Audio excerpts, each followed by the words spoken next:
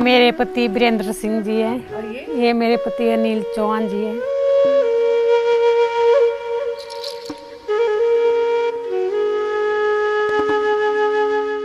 ये पति है मेरा। और ये भी मेरा पति है।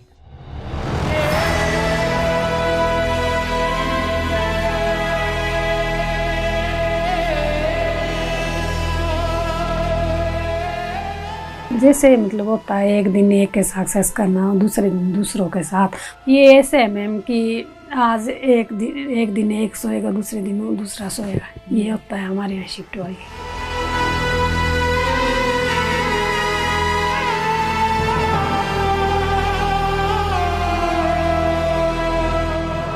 आप तो यहाँ तो दो की बात कर रहे हैं ना, हमारे यहाँ तो जो इन्होंने अभी नीचे लिया ना आपने इंटरव्यू, वहाँ तो चार भाई थे इकट्ठे, 4 भाई और 1 औरत।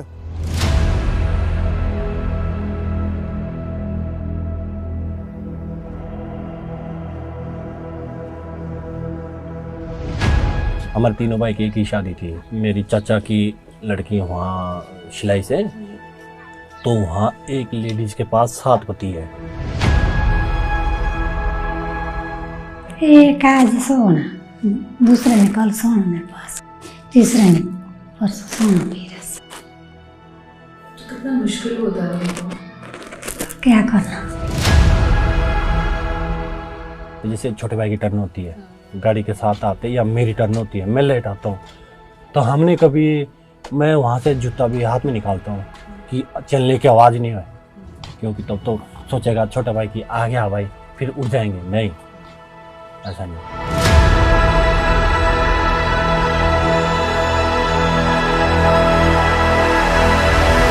द्रौपदी प्रथा बोले चाहे पांडव प्रथा बोले, क्योंकि जैसे वो थे 5 भाई, वैसे अगर हमारे में से भी कोई हो जाता है तो हमारे को बहुत खुशी की बात होती है, क्योंकि 5 भाई की कमाई एक जगह रहती है।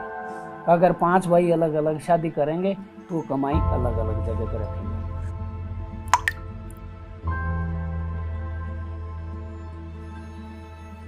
7 बच्चे हमारे पास, 5 बेटियां हैं, 2 बेटे हैं। और अब ये कैसे पता चलेगा कि आपके कौन से और आपके कौन से? वो तो सब है, तो हमारे वो तो उसमें कोई वो तो शायद वो सारे ही वो नहीं पता चलेगा ना जी।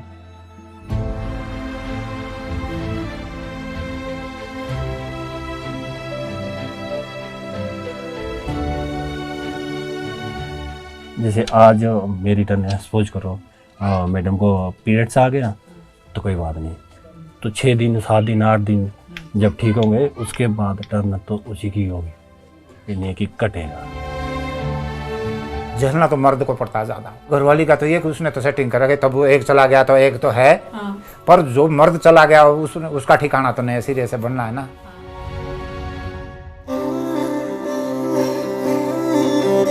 जो कुत्तों को श्राप दिया वो हमारे पांडव के राज में द्रौपदी ने दिया है। सेक्स करते हुए मेरे पति ने देखा, तुम्हारे तो सारी दुनिया देखेगी, जब तुम ऐसा करेगी तुम्हारे सारी दुनिया देखेगी, तब वो श्राप कुत्तों को उन्होंने दिया है।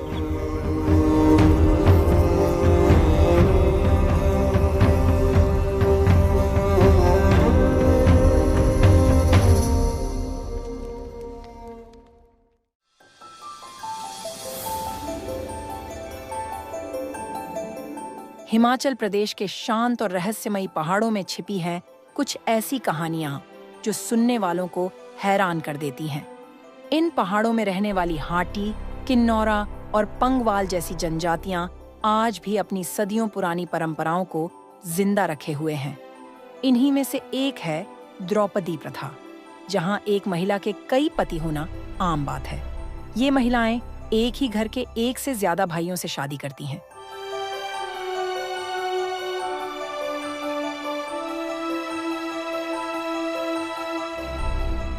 यह परंपरा जितनी अद्भुत है उतनी ही अनसुनी। तो आइए इस सफर में हम आपको लेकर चलेंगे उन परिवारों के बीच जिनकी जिंदगी इस प्रथा के चारों ओर घूमती है। क्या है इसकी वजह और कैसा होता है ऐसा जीवन? इनकी ये अनोखी शादियां होती कैसे हैं? पहली शादी हुई थी, वो घरवाली मर गई है, तो फिर उसके बाद दूसरी शादी हुई, तो दूसरी शादी फिर जॉइंट में ही हो गई। क्या? जॉइंट में दोनों भाइयों की। हाँ तो एक ही मंडप में हुई थी? जी जी जी।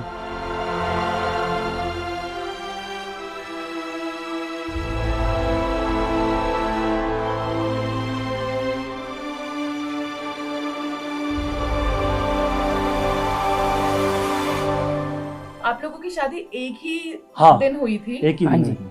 अच्छा, तो बारात वगैरह कैसे आई थी वो थोड़ा बताएंगे? हाँ, बारात मैम हम दोनों भाई गए थे, और जैसे जाते दूल्हे के भाई दूल्हे के साथ जाता है, ऐसे दोनों भाई गए बारात में, और फिर दोनों वापस आ गए। तो शादी हमारी जो पहाड़ की हमारी अपना रीति रिवाज अपना कल्चर है हमारा इस तरह है। जो मेरे पिताजी है ना जी, उन्होंने पहले ही बोला था, जब जैसे हमारी बात चल के ना फिर हमारे बुजुर्गों को भेजते हैं कि मैंने वहाँ रिश्ता देख रखा है, आप चले जाओ और उनके पापा से बात कर लेना। तो मेरे पिताजी ने पहले बोला कि मेरे 3 बेटे हैं, तीनों बेटे की मैंने शादी करनी और एक ही बेटी लानी है। तो उस टाइम फिर ये बात हुई थी, और फिर ये क्या नाम उसमें एग्री हो गए।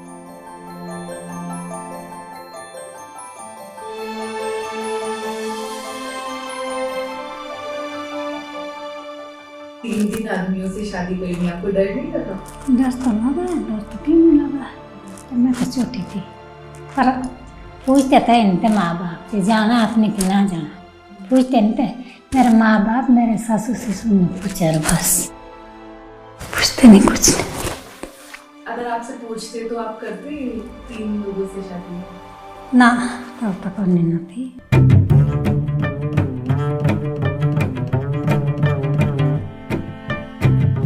सिरमौर के इस गांव में हमें जोड़ीदारी यानी द्रौपदी प्रथा में हुई एक शादी की अनोखी कहानी सुनने को मिली। यहाँ हमारी मुलाकात पार्वती देवी से हुई, जिन्होंने हमें बताया कि कैसे उन्होंने एक ही परिवार के 3 भाइयों से एक साथ लव मैरिज की। मतलब लव मैरिज हुई हमारी ना, ऐसे ही पसंद मतलब आते थे ये मेहमानी में हमारे तरफ ये कि अगर बुआ मायके आई तो मतलब वहाँ से कोई ना कोई उसके मायके वाला आएगा ससुराल में। फिर ये आते रहते थे, मैं उस टाइम स्कूल जाती थी, फिर ये मिलते रहते थे मेरे को। फिर हमारी ऐसे ऐसे थोड़ी थोड़ी टाइम में लव मैरिज हो गई।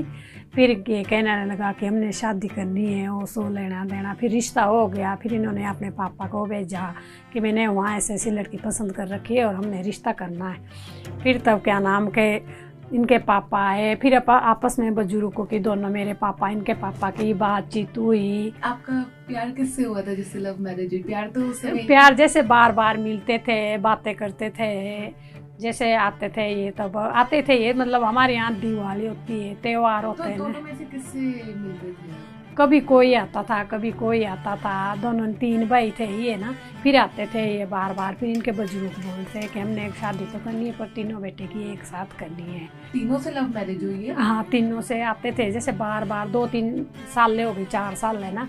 उस टाइम में 6 क्लास में पढ़ती थी। तो आपके 3 बॉयफ्रेंड थे? हाँ, तो कभी किसी से हो गई बात, कभी किसी से हो गई बात, कभी किसी से हो गई बात। मेरे दो पिताजी थे, इनके 2 पिताजी थे। फिर बोलते थे ना अब एक बेटा अकेला रह जाएगा, अकेली शादी करनी पड़ेगी, लियानी हमने तीनों के लानी है। मतलब पसंद तो ज़्यादातर 2 ही थे ना ये, पर तब ये बोले थे ना हमने एक अकेला रह जाएगा, उसके साथ के लिए कोई है नहीं, हमने तभी तो इस तरह हो गया। इस प्रथा को देखकर सबसे पहले मन में एक सवाल उठता है कि आखिर कैसे जीती हैं ये महिलाएं, जब एक ही छत के नीचे उन्हें कई पतियों के साथ अपना जीवन बांटना होता है। उनकी सेक्सुअल लाइफ कैसी होती होगी? एक कमरे में रोटी खा ली, एक कमरे में एक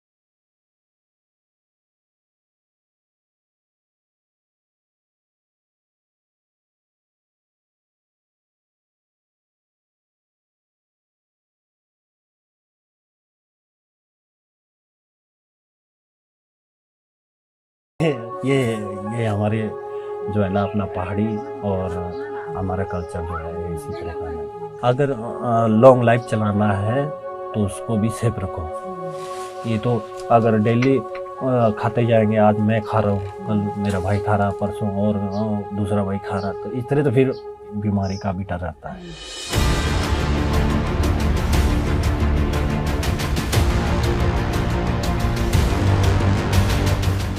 कैसे मैनेज होता था? 3 लोग हैं, एक ही घर में, एक ही छत में रहते हैं। ऐसे कमरे तो अलग अलग होते हमारे, तो हो जाते थे ऊपर सोने, और एक होते थे मेरे पास बच्चे वैसे ही, एक बच्चे के पास सोते थे, एक हमारे पास ऐसे ही।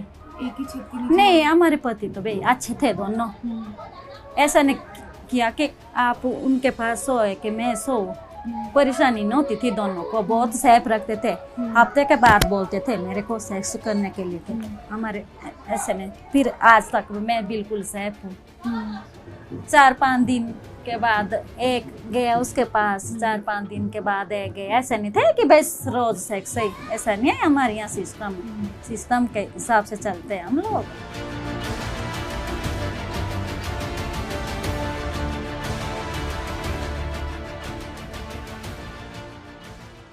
अगर मैं में से होता है ना, कोई भाई चिढ़ता है, अगर उसकी शिफ्ट आ जाए फिर दूसरा चिढ़ने लगा सुबह की, हुई मेरे वो सो लेना देना कुछ ना, तब तो डर भी रहता है। शिफ्ट वाला थोड़ा आप मुझे बताएंगे कि ये क्या है?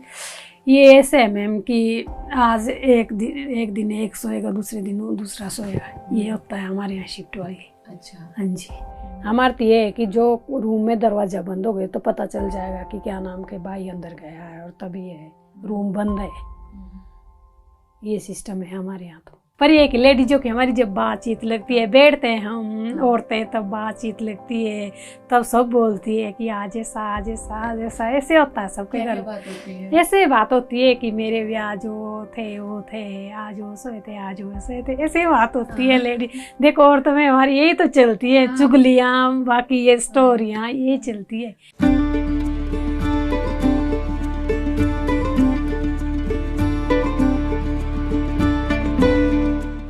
जब दूसरे आदमी के साथ करना तो उसके बात वैसे ही बोलती थी, आपके साथ तो इससे ज्यादा प्यार है तेरा। अच्छा, मतलब उनको बोलते हैं कि हाँ, आपके साथ ज्यादा अच्छा है, हाँ, और इनको बोलते हैं कि आपके साथ। हाँ, ऐसे ही बोलना पड़ता। तो क्या करना, ते तो दोनों का मन खुश रखना। जो बड़े वाला आएगा ये पूछेगा मेरे को, तो तुम मेरे से कम करती प्यार, उसके बाद यही बताना मैं तो आपके साथ है, दूसरे आ गए तो उसके साथ और बोलना मैं तो तुम्हारे साथ। ते तो खुश हो जाओ। एक जिज्ञासा जो इस प्रथा को जानने के बाद मन में आती है, वह यह है कि आखिर इस प्रथा की जरूरत क्यों पड़ी। ये होता था कि मतलब प्रॉपर्टी डिस्ट्रीब्यूट ना हो, इसकी वजह से शादियां करवाते ताकि फैमिली सेपरेट ना हो, इसीलिए ताकि न्यूक्लियर फैमिली ना हो, इसीलिए बच्चे ज़्यादा हो गए। अगर अलग अलग शादियां करेंगे तो फिर बच्चे ज़्यादा हो गए और उनमें प्रॉपर्टीज ज़्यादा डिस्ट्रीब्यूट हो गई, इसीलिए फैमिली जॉइंट सिस्टम चला ताकि एक ही फैमिली बनी रहे और पूरा परिवार जॉइंट फैमिली बनी रहे, इसीलिए ये सिस्टम चला। संयुक्त परिवार होते थे उस टाइम, और फिर तंगी होती थी, आर्थिक तंगी होती थी। आज तो रोज़गार के साधन है, उस टाइम ऐसा होता नहीं था। तो बुज़ुर्गों ने परिवार को ऐसे जोड़ रखा था इकट्ठा, भाई फिर ज़मीन भी बटेगी नहीं। अगर 2 भाई इकट्ठे जुड़ेंगे, 2 भाइयों के इकट्ठे बच्चे होंगे तो बंटवारा कम होगा, और आपस में भी फिर मेल जोल रहता है, भाई का दूसरे के प्रति फिर मेल जोल रहता है।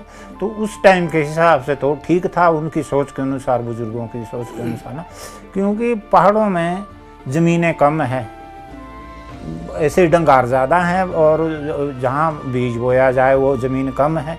तो अगर तो आज की तरह अलग अलग शादी करने लग जाए ना, तो फिर बंटवारे फिर क्या मिलना है। 3 भाई थे पहले, 3 जॉइंट में थे हम। एक हमारा छोटा भाई वो एक्सपायर हो गया, उनको शॉट लगी थी बिजली की, तो अब हम 2 भाई रहे। हमारे इसमें ये फ़ायदा है कि जैसे अपना काम है, गांव का जिम्मेदार है, गांव में शादी ब्याह है, तो एक अगर शादी ब्याह में जाता है ना तो घर का काम भी एक संभालता है। और फिर दूसरी बात ये है कि जैसे और जगह रिश्तेदारी में घटना घटती है तो हमारे वहाँ भी जाना पड़ता है, तो अगर एक ही होगा वहाँ जाएगा तो घर में डंगर पशु तो मर जाएंगे।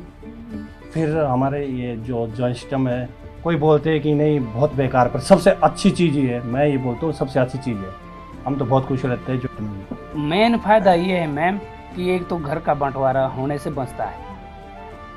जैसे 2 भाई है, अगर दोनों अलग अलग शादी करेंगे तो घर तो उसी समय बंट गया।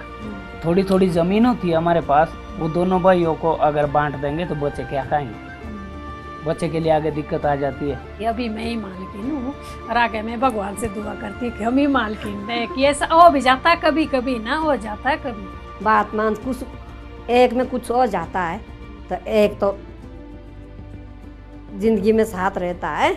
आपस में भाई भाई अगर तो बीबियाँ 2-3 होती तो झगड़ते लड़ते, फिर देखो घर का बंटवारा इधर उधर हो जाता था। और ये तो ये है कि मतलब इकट्ठा रह गया, जो कुछ कमाई दमाई वो भी एक ही जगह रह गई कि ना हमारी बीबी एक है, बच्चों को अभी दिक्कत नहीं हुई कि अगर हम लोग तो परेशान होते हैं। मतलब आजकल जब नौकरी चाकरी में होता है, जिम्मेदारी से कितना हो गुना है।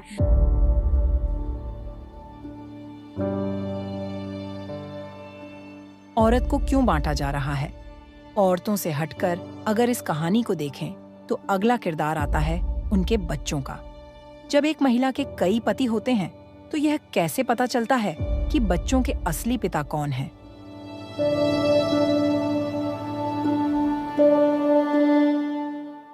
मैं वो तो नहीं चलता पता, वो तो मतलब DNA टेस्ट करके चलेगा पता, वो आज तक हुआ नहीं। अच्छा। हाँ हुआ नहीं। ये है कि मतलब मेरे पास 3 बच्चे हैं, 3 बच्चे हैं तो एक तो जो इनके पापा मर गए उनमें उनके नाम पे दर्ज है, और एक बेटा इनके बड़े वाले के नाम पे है, बेटी छोटे वाले के नाम पे। लेकिन ये आपको भी नहीं पता कि ना, ये हमारे को भी ये नहीं पता कि क्या किसका है, कौन किसका है। आपके कितने बच्चे हैं? हमारे पहले तो जी, क्योंकि समाज तो पुरुष प्रधान समाज है, पहले बेटियां हुई 5 लगातार, फिर बेटे हुए हैं लास्ट में 2, तो 7 बच्चे हैं हमारे पास। 5 बेटियां हैं, 2 बेटे हैं। और अब ये कैसे पता चलेगा कि आपके कौन से और आपके कौन से? वो तो सब है, तो हमारे वो तो उसमें कोई वो तो ऐसा है, वो सारे ही वो नहीं पता चलेगा ना जी।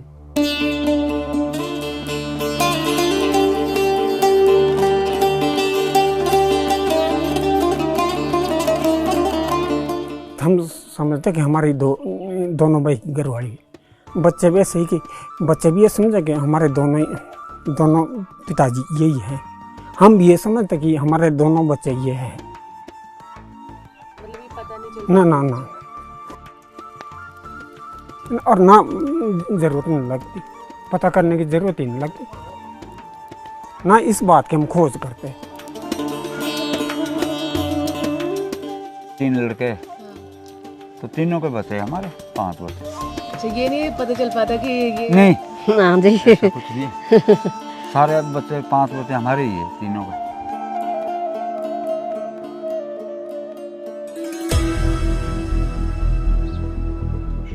क्या एक ही वक्त में एक ही छत के नीचे आप 2, 3 या 4 लोगों के साथ बराबर प्यार कर सकते हैं?